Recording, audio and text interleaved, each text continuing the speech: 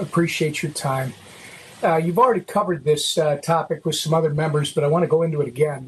There are millions of Americans, as you know, who hold cryptocurrency. Specifically, over 55 million Americans are now engaged in this asset class.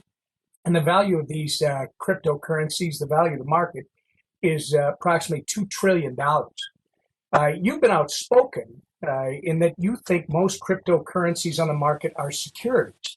I couldn't disagree with you more thoroughly. I believe most cryptocurrencies are commodities or currency.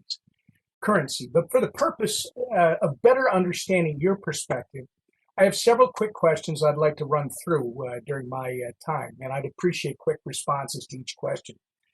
Chair Gensler, let's say someone who issued a token agrees with you and thinks that their token is a security and they want to register it with the SEC.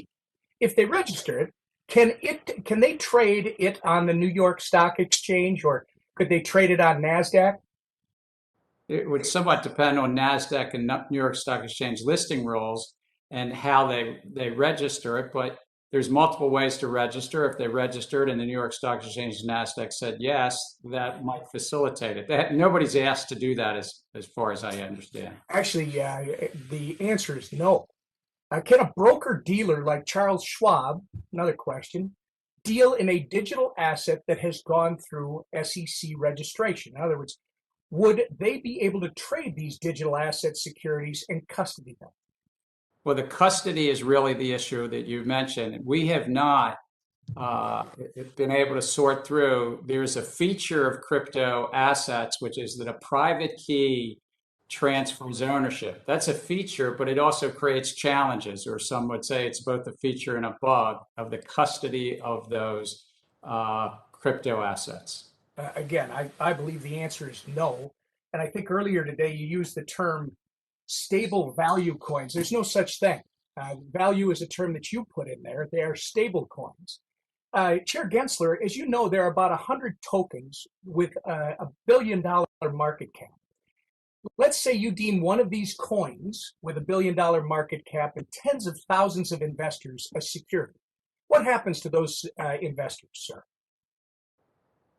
Well, if the coin were to come in and to actually register, those investors get the benefit of our securities law. Right now, they don't have the benefit of that basic bargain that we protect people against fraud and manipulation in our capital markets, is they get full and fair disclosure. They're not getting that right now, and it's falling short, and people are going to get hurt. Chair Gensler, actually, what will happen under that scenario is the value of the token will plummet, and retail investors, the very people you are supposed to protect, will not be able to trade in it.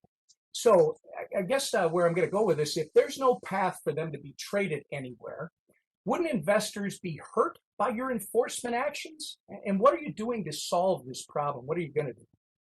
What I've said publicly, and I mean this, is come in, work with us. If the rules that were written in other decades don't quite fit these digital investment contracts, and that's what many of these are.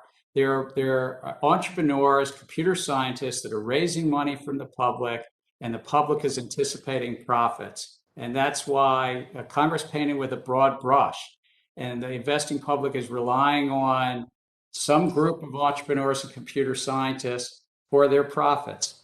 And I'm glad to work with projects, work with Congress if you want to repeal the laws as they are, so that fewer people are protected against fraud in these markets.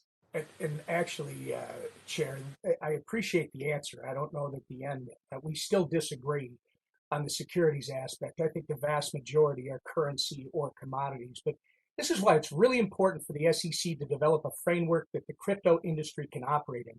Crypto is one of the highest performing asset classes in decades. Retail investors got into this space before institutional ones. And your job, the SEC's mandate, is to protect investors, maintain fair, orderly, and efficient markets, and facilitate capital formation. When you make conclusory public statements and regulate through enforcement action, you jeopardize that mandate. I encourage everyone to take a look at my bipartisan bill, the Securities Clarity Act, which amends securities law with a new definition, the investment contract asset, so the SEC can work with issuers to swiftly determine when a